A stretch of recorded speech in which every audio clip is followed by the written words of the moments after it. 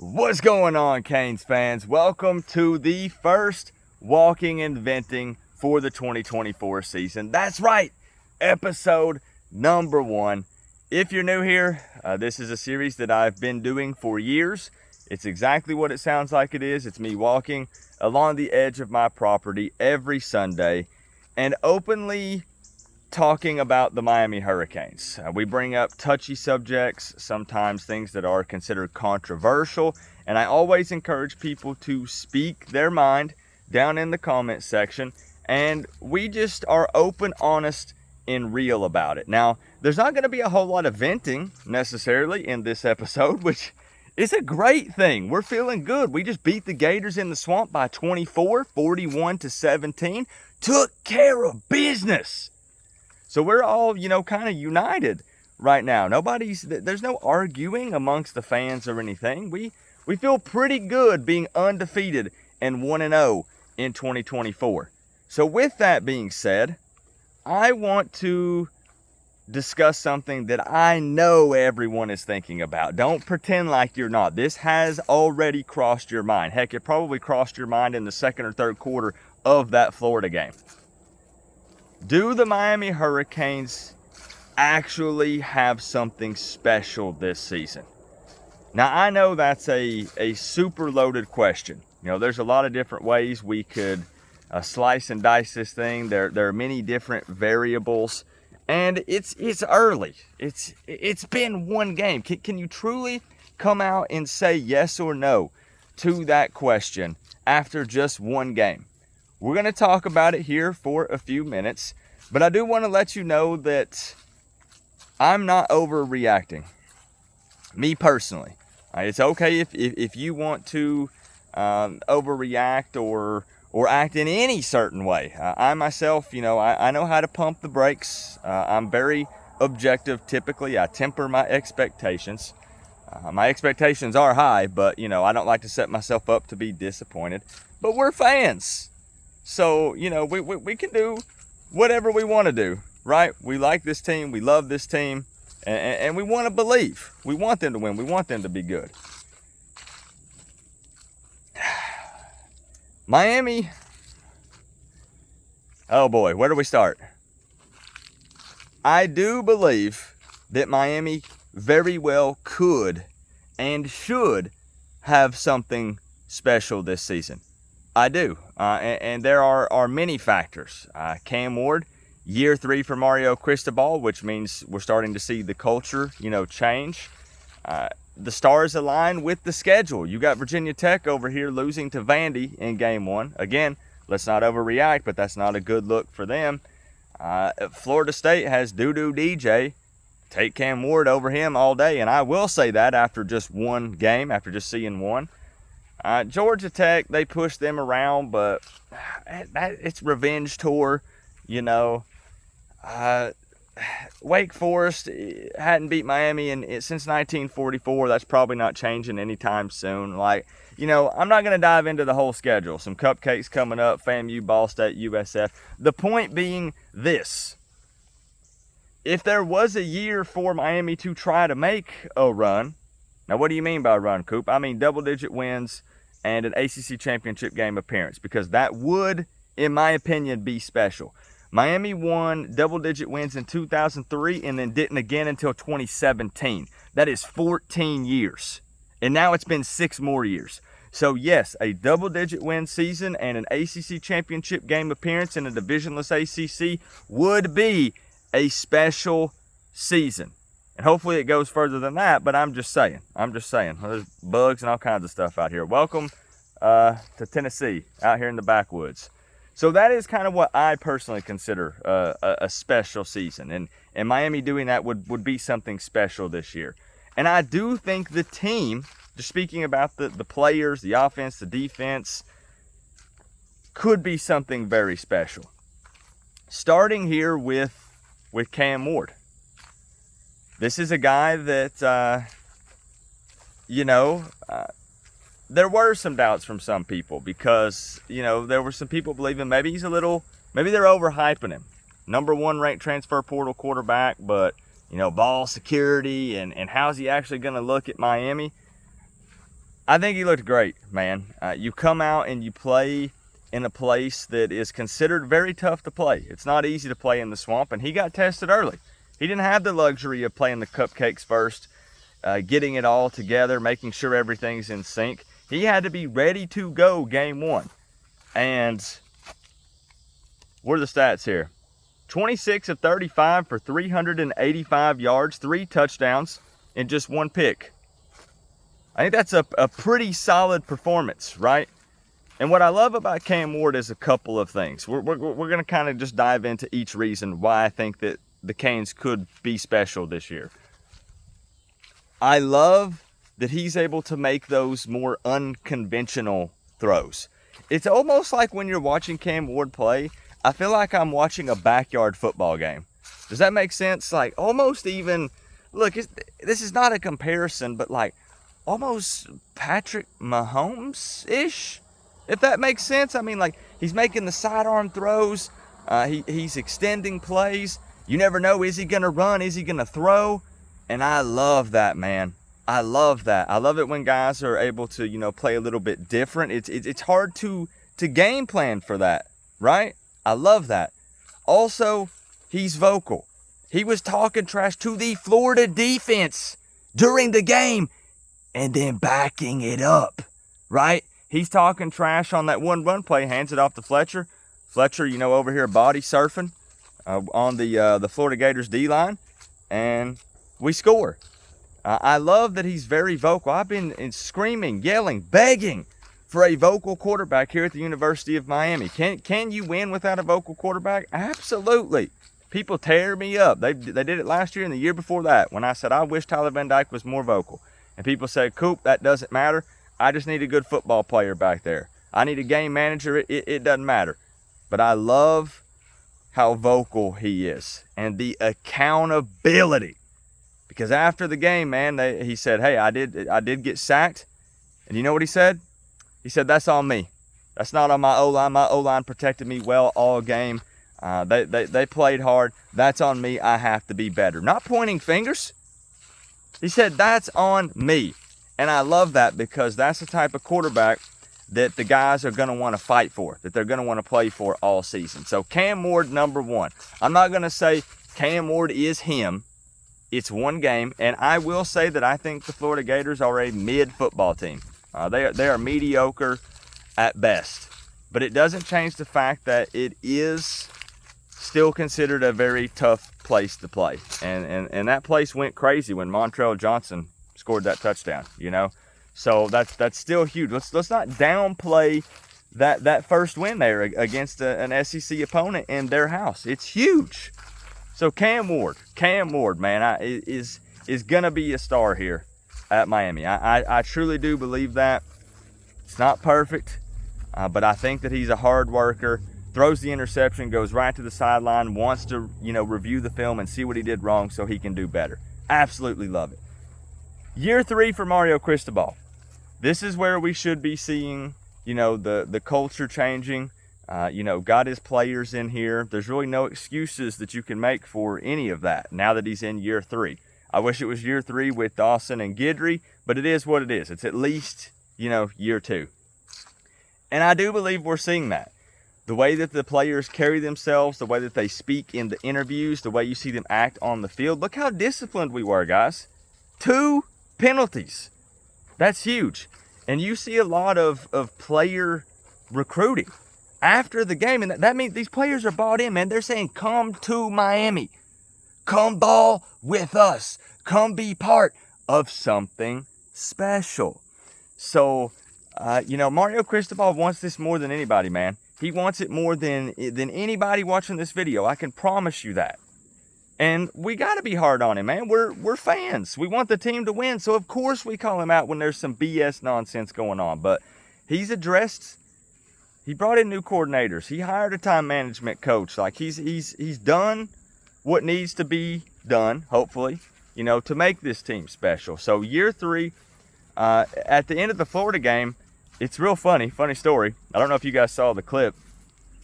Florida had brought in a bunch of recruits, to watch this game. They thought they were going to beat, a ranked Miami team, and it was going to be a good old time. And they placed the recruits near the tunnel there where the Miami Hurricanes would be coming in and out. And I know what they were doing. I'm not stupid. They thought that as the Miami players were going to be leaving, the fans, in the swamp were going to be booing them, and they were going to be, hanging their heads down. And all those recruits were going to see that as the players were walking by. But you know what happened instead? Florida had to try to have staff push the Miami Hurricanes players away and tell them they couldn't be that close to the recruits, because the Miami players were recruiting those Florida Gator recruits that were there at the game.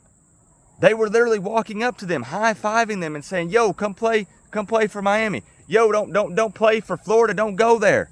Look what we just did to that team." The players are bought in. They believe in Mario Cristobal, and you're starting to actually see the difference in the culture this season. I do think you're starting to see that. So Cam Ward, year 3 with Mario Cristobal, the culture changing and shifting. And again, man, the bugs are so bad out here today. And again, reason why I think it can and will be special is the schedule. The schedule is soft, but with the extended playoffs, man, you win the ACC, you're going to be in. And it's all on paper right now. Actually, it's not all on paper anymore. We've got a little bit of a look into, some of these teams and what they look like. I'm not going to overreact. I'm not going to say 12-0, 11-1. I'm going to stick with my 10-2. There's Max is out here walking with me. He's having a good old time. But the schedule is super favorable. Nobody can argue that it's not. It's super favorable for Miami. So the timing, the easy schedule and the timing lines up for this to be a special Miami Hurricanes team this season. It really does. It really does whenever you look at it. And I don't want to seem like that I'm chugging the Kool-Aid after one game, because again, I'm not. I saw so many people that, were saying, "Coop, do you want to change your 10-2? No. The team's got to show me. Miami has to prove it to me, because if you think about last year, again, we talk about everything here openly. We started out 4-0. We beat an SEC team that would be better than, honestly, Texas A&M was better than what Florida is this year. Florida's bad. But we started out 4-0, and then what happened? We started losing. Now a ton of that was on Tyler Van Dyke, let's be real here, but we started losing. So, anything could happen. There are no guarantees in college football. So I'm not going to completely overreact, but boy, everything looks like it is lining up to potentially be special here, right? The physicality from this team, pushing around them big SEC guys down on the field. Man, on that first drive, we just asserted our dominance. I mean, Martinez is out here just pushing the pile. Man, it feels different, doesn't it? And I am not guilty of saying that. Do not come on here and say, "Coop, you said that last year. Coop, you said that the year before, I did not. There were a lot of people in the comments who said that on the videos, but I myself did not say this feels different. People tried to even get me to say that last year. Literally, I had several conversations with people on the phone, and after we beat A&M, they said, "Coop, this feels different." And I said, Nah, not so fast, not yet. Yo, it does feel a little bit different, okay? It does. And calm down, Coop, calm down. But really, it does. It feels like that everything could potentially line up this season, and I'm excited for it. I do believe this can and will be a special season for the Miami Hurricanes. I think that this is a special team, one that we're possibly going to talk about for a long time, but we just have to hope injuries stay to a minimum. Prayers up, Ruben Bain, Damari Brown. Martinez came back in the game, but apparently Damari and Ruben Bain might be out for a couple weeks. Thank freaking goodness for, guess what? that soft schedule coming up, exactly what we talked about. I think they said it was like a soft tissue injury. So they're going to try to give them some time to heal up. Probably won't see them for a few weeks. And how about that defense? I don't want to focus on just the Florida game because we're trying to talk about the overall picture here, but they did try to test those DBs, man. They targeted Damari Brown a lot, and he showed up. He did. He was one-on-one multiple times, and he showed up. Now, again, this is where we say Graham Mertz does not have a great deep ball. Funny enough, though, he couldn't even throw over 100 yards against Miami's defense. That 72.9% completion percentage last year did him a whole lot of good, didn't it? But there are going to be some better quarterbacks that this defense is going to see later on this season. So, yet to be determined. We'll see. But, Mish had an interception. That D-line, bro. Austin. Bain, when he's going to be healthy again. Mesidor. Barrow. Barron, just such a nasty unit. So, what else did I have? I don't typically look at notes or anything, but I just don't. I don't have anything else to say. I guess I feel good. I feel good about the team. I feel good about first impression of Cam Ward as a Miami Hurricane. Mario Cristobal, man, they were chanting in the swamp at the end. They were going, Mario, Mario. And, bro, I'm happy for him. I'm so happy for Mario because he's working his tail off. He is. And he's received a lot of criticism, and he earned that criticism with embarrassing losses. But let's look at the other side of this as well. Mario Cristobal has a vision in mind, and he's stuck with it. And what I mean is he's made the changes when he said, this is not a fit. This does not fit what I want this team to be about. You're out. Let me bring in someone else. He's made the changes. He has beaten SEC teams in back-to-back years. We beat Texas A&M last year. We beat Florida this year. How long had it been before last year since we had beaten an SEC team?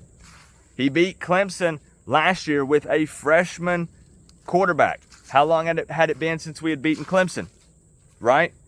So what I'm saying is we can talk about the bad things that have happened, the no knee, the MTSU. But there is a flip side to this as well. And now that we're in year 3, culture time to change. Got a quarterback that he likes. Worked on them trenches, right? We're hanging in there with the big boys. Is it really actually that wild to say that it could be a special season? Really? Is it that crazy to say that? Because the more I think about it, the more I don't think it's that wild. That crazy of a take. It's not. Again. Whoa, right? Whoa. It's just Florida. It's just Florida. We need to see Miami doing what they should be doing against the nobodies. So, FAMU, that needs to be 45, 50 plus. That needs to be giving the young guys an opportunity to get some reps. Get them some experience for this season.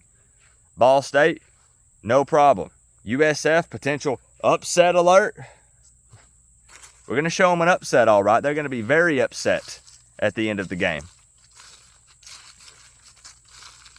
I don't ride the fence in this series. I stick with my full season prediction because you can't make changes to that. Those are the rules. Those are the rules. You can't change that. You make a full season prediction before you've seen any of the teams play a game.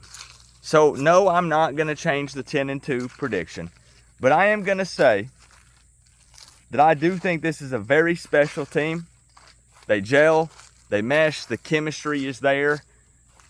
It doesn't look like, at least game one, overreaction a little bit, doesn't look like a bunch of hired mercenaries. This looks like a team that has played together. I'm going to say this is a pretty darn special team. And I think that it's going to be a special season. Now, whatever special means to you, that's up to you.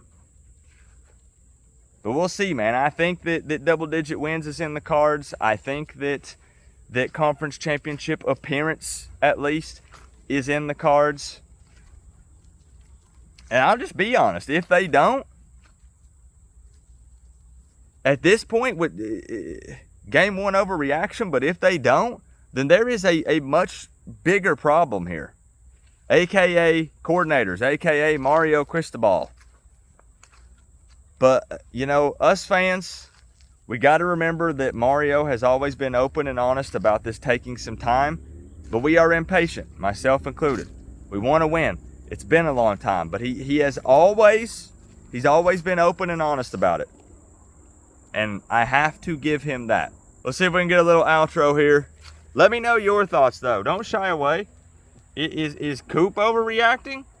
I've been known as kind of the either negative guy or the too level-headed, or the guy that's not a real fan, that doesn't want to commit or rides the fence.